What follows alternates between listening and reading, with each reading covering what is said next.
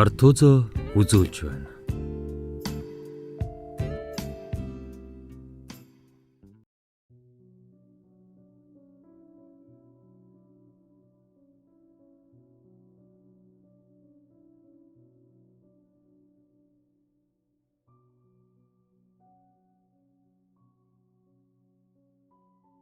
Нууц самраг.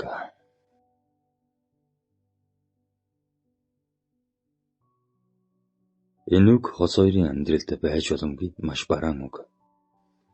Би энэ муухай зүйл миний амьдралд битгий гарч ирээсэй гэж хүсдэг байлаа. Өдөөнөөс их хотод анх оюутан болохоор гэр бүлээс ол ганцаар атуусаар ирж байлаа. Их хотын бүл хөдөлгөөн, өндөр барилга, хотод хөл тавьж үзээгүй надад их л сонин содхон байсан мэдээж. Оюутан болоод их сургууль сураад 2 жил болсны дараа их хотын амьдралд арай гэж дасаж эхэлсэн юм. Тэр нэгэн өдөр миний амьдралын хамгийн хар бараан өдөр байсан. Аав ээж дүү гурван маань хот руу ирэх гэж байгаад автобусд орж аав ээж хоёр маань газар дээр нас барсан бөгөөд дүү маань хот руу гэмтлийн эмнэлэгт яаралтайгаар бүр хэдэн ирснийг мэдээд үнэхээр л бүх амьдрал минь зогсчих шиг болсон. Юу ч үгүй хоосон мэд. Яаж эмнэлэг дээр оцснооч би одоо сандаггүй. Нэг мэдхэд эмнэлэгт дүүгээ тэрч гисэн ирсэн. Миний дүү гэхдээ хөнгө бэртэлтэй байсан. Би чин доороо 2 дүүтэй. Миний яг доод талын дүү охин хөдөө сургууль дээрээ байсан.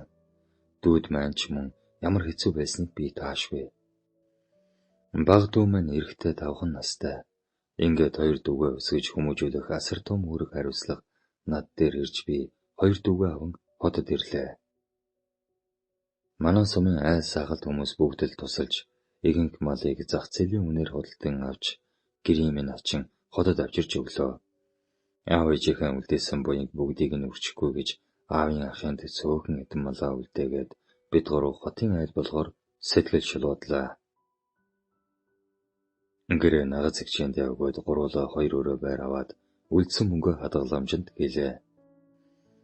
Гэр хороололд хашаа байшин аммаар байсан ч 2 дүүгээ аюулгүй орчинд үлдэх хэрэгтэй гэж бодоод ийм шийдвэр гаргасан. Явандаа хамгийн бага дүүтэй байраа үлдээнэ гэж уг нь бодож авсан ч аав ээжийн ах дүү нар бүгдээрээ л аав ээжийнхээ хөрөнгөөр дэмий зүйлд зарцуулж байна гэд уурлаж загнах хүмүүс их байсан. Өдөр нь хичээлдээ явж хажуугаар нь ажил хийж идэх хоолой залгуулж байлаа. Дүү маань ч гэсэн хичээлдээ явна. Бага дүүгээ цэцэрлэгтэн зөөн. Гэр орны ажил гээд бид маш их хичээнгүлэн амьдсаар би их сургуулаа төгслөө.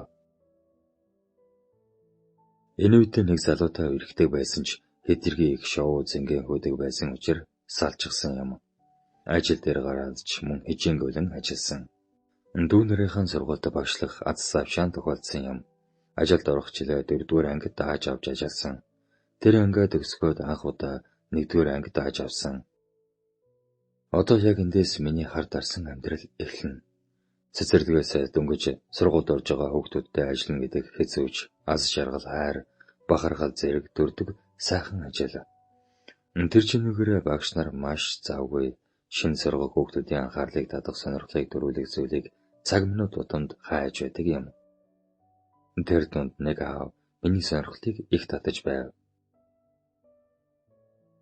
Дандаа л хүүхдээ өөрөө авна, өглөө үргэж ирнэ.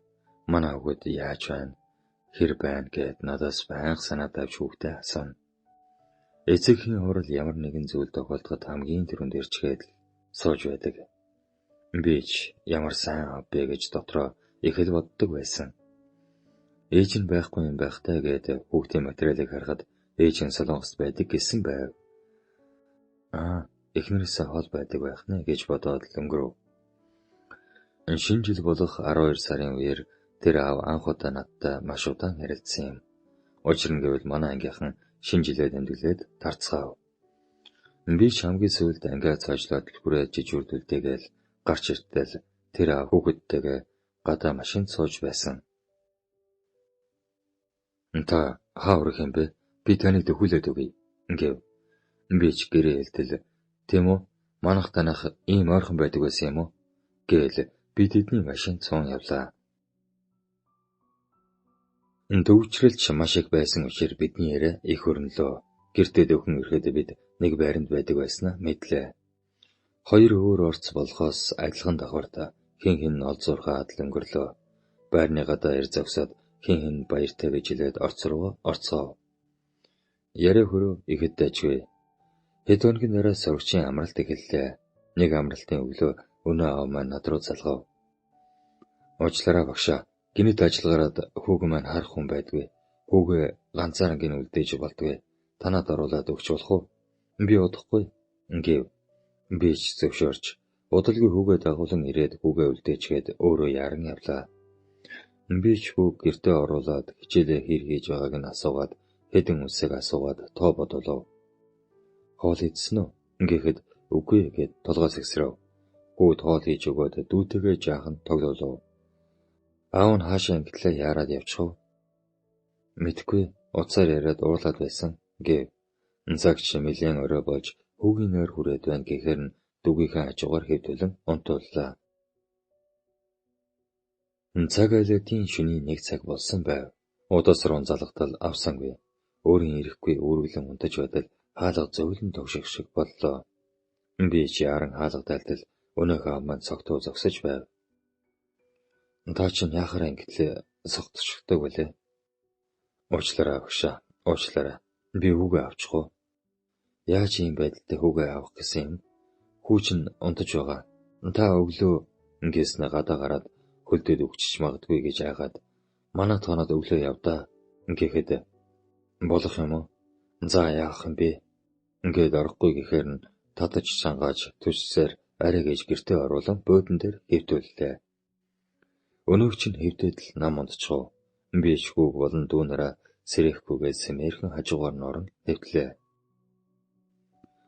Одоо болтол харамсдаг зүйл минь яах гэж түүний гэртээ оруулваа гэж маш их харамсдаг. Өглөө болгоод би босч түүнд шүл хийгээд түүнийг дуудан сэрэлээ. Гэтэл тэр нойр мөглөн миний гараас барин. Санаж байна. Маш их. Ингээд гараас минь чангатгсан. Би хөдөлж чадахгүй хүчиж орхив. Хүүн босч ирээд биднийг харчихсан. Би сандарч. Багш нь аавыг нь сэрэх гээд чадахгүй. Чи багштай туслаач. Ингээд хүү ирэн. Аава сэрэлтэй. Гэртээ харъя. Ингээд аавыгаа татаж хангасаар арай гэж сэрэлээ. Уусан зөвлөн ч олигтой гараагүй бололтой толгоогоо барьсаар босч ирээд над руу харав. Уучлаарай багшаа. Үнэхээр муухай зүйл болчихлоо. Би хүүгээ аваад явъя да. Би жоохон шүл хийчихсэн. Шүл уувал арай дээрдэх байх. Ингээд түүнд шүл аяглан өглөө.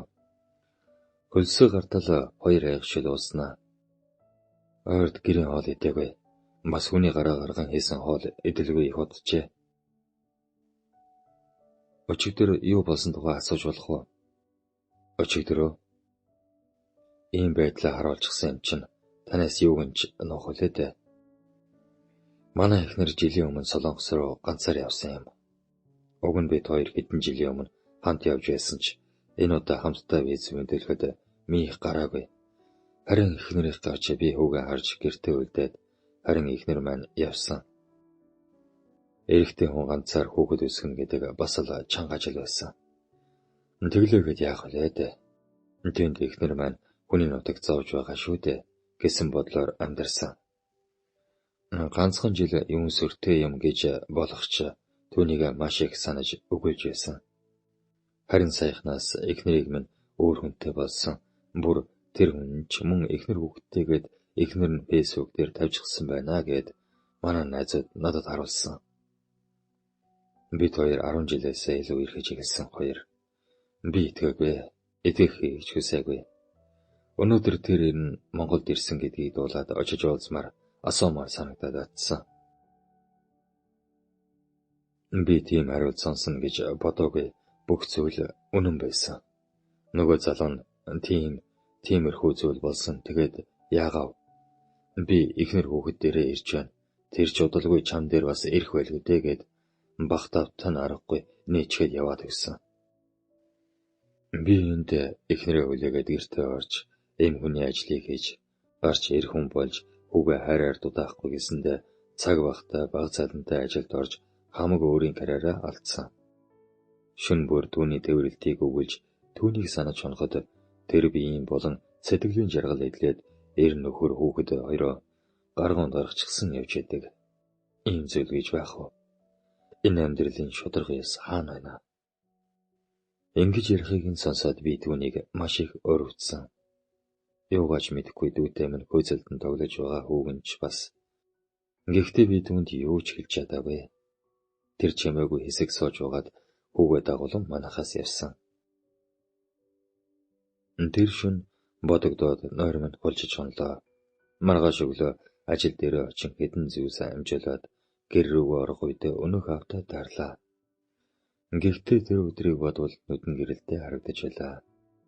Сайн байна уу багшаа? Би танд баярлсан сэтгэлээ илэрхийлээд орой гэртээ хоолнд урьж болох уу? Та дүүг ээж гэсэн дагуулад ирж болно штэ. Манай хүү амарчсан гэртээ удаад л байх шиг байна. Танаа дүүтэй их хөөрхөн эвтэ тоглоо байсан харагдаад тэгхүү. Би амттай хоол хийгээд байж бай гэв. Би ч зөвшөөрсөн. Түүнээс татгалзуул сэтгэлийг нь гонсоолгох юм шиг санагдаад оройч болж би гэдэг хүн цаанаасаа нэг л доглоод ч байх шиг өөрийн ирэхгүй өмсөх ховзос нүүр бодолтгээд анхаарад байгаагаа ажлаа. За үгүй байлгүй дээ гэж өөртөө хариулаад дүүгээ дагуулan тэдний гэрт ирлээ. Баярын ширээ юугэлтэй маш сайхан ширээ орой гол бэлдсэн байлаа. Санаа минь зовж түүнд авчирсан зүйлээ өгөөд ичээд сандран суулаа. Хүүгийнхээ багшийг ингэж хүндтэй хүлээж авахгүй бол болохгүй шүү дээ. Хүүд минь анх удаа үсэг зааж өгсөн ажид багш шүү дээ. Ингэж инээмсэглэн надад вина хондолон өглөө. Гэрийг нь тойруулан харуул их л цэвэрхэн бас нэг л тийм сайхан үнээр үнэртэн.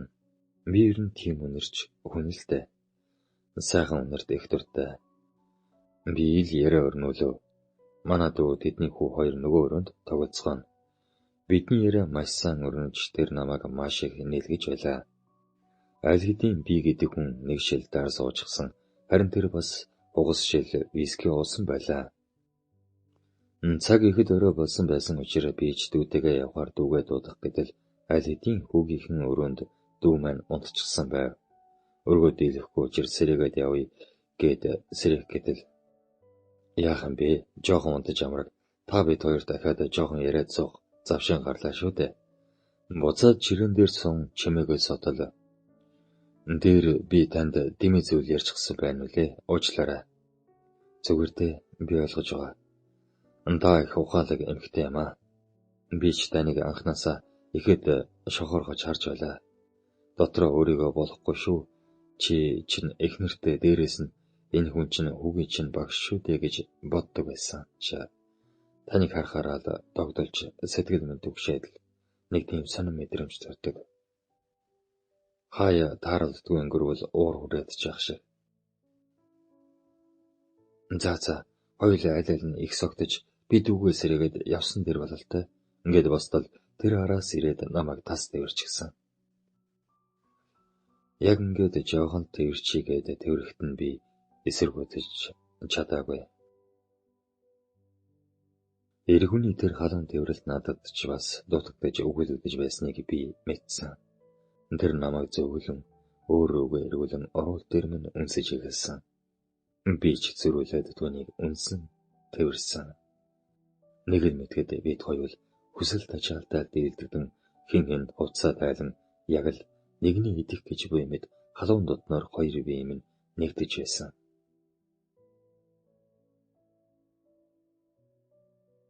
Бид тээврэлтэн хэвдэгтэй нэгнээ чангаас чанга тэрээд юу ч ярьсангүй. Миний сэтгэл нэг л тийм хоосон юм шиг аль эсвэл эдэргийн их жаргалтай байгаа юм шиг. Үгээр хэлхийн аргагүй нэг тийм сонин мэдрэмж төрсөн. Түүн рүү сэмхэн харахад тэрч бас гимшиж харуулсаж байгаа юм шиг харагдсан. Би ч босоод хувцас өмсгöd ахад жаахан хамт бай. Хэрэггүй үсттэй. Чи харамсаж байгаа үсттэй. Тийм ээ, би юу асуугаад байна. Би ч арчаагүй юм да. Ингээд хурдан босож дүүгээс ирэхээр явлаа. Араас ч яран хувцаслаж битгий ингэлдэ. Би хоёлоо хүсэдэл хийсэн. гэмшиг сэтгэл төрөхгүй байна гэвэл хотлон хэлсэн болно. Гэхдээ би одоо дэмдэж харгалтай байна. Би ч дүүгээ сэрээгээд тэднийхээс гарлаа. Дүү хажууд өглөөд л хүн сайхан унтаж байхад та чинь яагаад уйлчхав? Харан хойшин уйлдгийн юм гээдэл. Тэр өдрөөс хойш хэдэн өдөр өнгөрлөө. Би түүний дуудлага мессеж гээд алинд нь ч хариу өгсөнгүй. Ингэж явсаар хичээл орлоо. Мэдээж таарлах нь тодорхой. Надтай яриа өдөх гэж их үдсэн ч би түүнд нүүр өгөөгүй. Гэхдээ орой бүр түүнийг санаж хариу өгчихгүй гэж мессеж чат бичээд л устгана. Одоолгүй эцэг эхийн спорт өдөрлөг боллоо. Манай анги 2 дугаар байранд орсон юм. Бүгд баярлаж оройн нэг газар хоолнд ороод жаахан сууцгаалаа. Цаашаа өргөжлүүлье гэсэн чи би явахыг хүссэнгүй. Ингээд багш нь явъя. Та хэд маань сайхан гарцгаа. Ингээд гарав. Яагаад ч юм бас л түүнийг араас гараад ирээсэй гэж хүсээд алгуурхан алхана. Тэр гарч ирсэн. Багшаа үлгэрээ. Ингээсээр миний араас гүйцэн ирлээ. Дотроо үнэхээр их баярлаж дуртай байсан ч гаднаа тэрийг гаргасангүй. Ийш тийш хараад хүн ачихгүй гэсэндээ түүнтэй боловсон юу ч болоогүй мэт ярав. Би таныг дөхүүлээд өгье. Та эсэг эхчүүдтэйгээ цуг гарахгүй яасан юм бэ? Үгүй. Хүүгээ ганцаар ингэн үлдээчихсэн. Санаа зовоод байна. Ингээд бид түүний машинд суулаа. Машинаа асаагаад хөдлөхдөө зэрэгцэн тэр миний гараас барив. Яагаад огт холбоо барихгүй хариу өгөхгүй байгаа юм бэ? Ингэх тосон чи улам бүр намайг өөртөө татаж намайг зовоож байгаагаа мэдэж байна. Чи эхнэр хүүхэдтэй хүн. Харин би хүүгийн чинь багш хоёул хизээж ийм үйлдэл гаргаж болохгүй хүмүүс. Яадаг юм хүн хайрлах хүнээ сонгож болдог юм уу? Сонгож хайрлаж дурладаг юм бол яагаад энэ хороод өнчин сохор бүтэхгүй хайрууд их байгаа юм? Бүтэхгүй хайр. Тийм, хоёулынгийнхан хайр бүтэхгүй. Бүтэлгүй дурлал. Тэр эхнэрээсээ сааж байгаагаа надад хэлсэн. Энэ шүүхээр орчихсон удахгүй сална гэж хэлсэн. Ингэж бид маргалдан явсаар байрныхан зогсоол дээр ирлээ. Тэр намайг буулгасангүй. Тэр миний уруул дээр үнсгээд би ихэндээ эсэргүүцсэн ч сүулдэ чадсангүй. Яг л түүнд донцсон. Биш ховстуулсан мэтэл миний бие надад захирагдаж чадгаа болчихсон. Тэр өдрөөс хойш бид уулзаж болзож дулаарч байсан учраас хотоос гарч суугааж улам бүр додонсож би гэдэг хүн үнэхээр жаргалтай болж байлаа. Зуны амралт эхэлж би 2 дүүгээ дагуулan түүнтэй болон хүүтэй хамт тавуул цугааллаа. Манай эмэгтэй дүү бид хоёрыг бүлээн зөвшөөрөлгүй уурлана. Та юу хийж байгаагаа мэдэж байна уу? Энэ хүн чинь эхнэр хүүхэдтэй. Та тэр хүүхдийн багш. Хүмүүс мэдвэл яах вэ? Эцэг эхчүүд сургуулийн захиргаа мэдвэл юу болох вэ? Та ийм хин юм ойлгохгүй байгаа юм уу? Би энэ жил төгсөг анги ядаж наад үлдлээ. Намайг төгссөний дараа болоорой гэж уурлана. Дүүгийн хэлдэг 100% үнэн зүйл. Гэхдээ би яагаад ч юм боцож чадахгүй байсан. Тэр эхнэрээсээ салах болсон нь надад хэлснээс хойш би улам бүрэл итгэлтэй болсон. Ингэж явсаар 9 сарын 1 болоод би ч ангийнхандаа хичээлээ заагаад тэр маань ажилдаа явж бид ажлын бус цагаар болцоонд өдөр бүрэл явна. Тэр нэгэн өдөр ирлээ. Би ийм зүйл болохыг мэдэж байсан ч ийм хурдан бас арайч ийм амар болж өнгөрнө гэж бодоагүй. Миний утсанд чатууд араасаа ирлээ. Ороод хартал найз нөхөд таньдаг хүмүүс танихгүй хүмүүс хүртэл битсэн байв. Түүний эхнэр намайг фэйсбүүк дээр зураг өргөтэй минь тавьчихжээ. Хүний нөхөртэй заваарч эхнэр хүүхдээс нь нөхрийг нь болоолсон эмэгтэй. Тийм зүгээр ч нэг эмэгтэй биш, хүүгийн минь ангийн багш. Багш нар ийм байдаг юм уу? Ийм ухамсаргүй байж яаж хүний хүүхдэд хичээл ном заагаад сурган хүмүүжүүлнэ гэд явж чаддаг байна гэсэн пост. Тэр эмэгтэй өөрөө төрүүлж нөхрөө хуурсан. Бас гэрлэлдээ салгасан. Ийм байж яагаад надад ингэж хандсныг би тухайн үед ойлгоогүй. Мэдээж эцэг эхчүүд уурлаж намайг ажлаас минь халсан. Тэр ч улаагүй дүү нарыг минь хүүхдүүд гадуургаж дээрлгэж доромжилсан. Тэнэг хичээсээ болж миний дүүнэр хүртэл хохирсон. Энэ хотод надад гიშгэх газар үл тавьгүй. Нотгийн минь групп дээр хүртэл тавьчихсан. Коммент доор нь "Өө наадахыг чинь тань аав ээж нь нас орчихсан юм. Их л том толгойтой эцэг эхийнхээ хөрөнгийг үрэн таран хийсэн охин байсан. Ийм л юм хийж явдаг юм байна.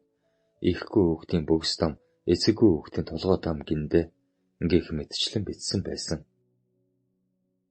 Хүмүүс цагаа дулаад нэгийг муулахаар хийгээгүй зүйлийг нь хүртэл хийсэн болгоод зохиогоод ярьчихдаг юм байна лээ.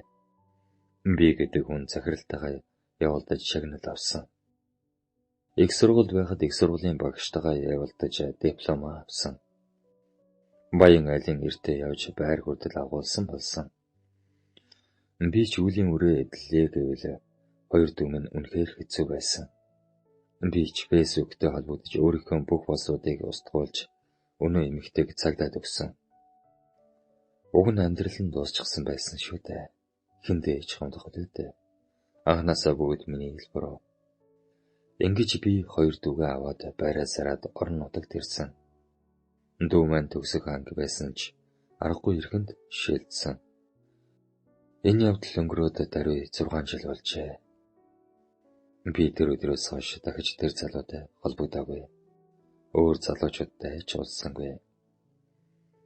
Багшаа хийхээ болоод дэлгүүр ажиллуулад сууж байна. Үй өнөөх залуугийнхаа фэйсбүүк рүү орж хардаг юм. Хүүтэйгээ хоёулахнаа амьдарч байгаа. Харин ихнэр нь өөр хүнтэй суугаад хүүхэдтэй болсон. Тэр их сайн залуу. Би түүнийг одоо хүртэл мартдаггүй. Тэр над руу 2 жил холбоо барих гэж хичээсэн ч би хариу өгөөгүй. Тэр үнтэй холбогдчихвол юм бол тэр хүмүүсийн хэлээд байсан арчаагүй минь болох гэд байсан учраас. Дуртай ажил хайртай хүнээсээ би тэгж хатсан юм. Оролдох хэрэггүй тоглоом хайрлах эсгүй хүн гэж байдаг юм байна. Бас муу нэрийг хосож ярьлахгүй гэж үнэн бололтой. Одоо ч гэсэн хаяа хүмүүс миний тухай ярих нь сонсогддог юм. Надад одоо алдаад байх юм байх биш дээ. Охин дүүгээ сургуулийг нь төгсгөөд их сургуулийг нь төгсөж гисэн. Одоо удахгүй хормоо хийн гээд байж байна. Баг дүүтэйгээ ч хоёулаа сайхан амьдраад байна да.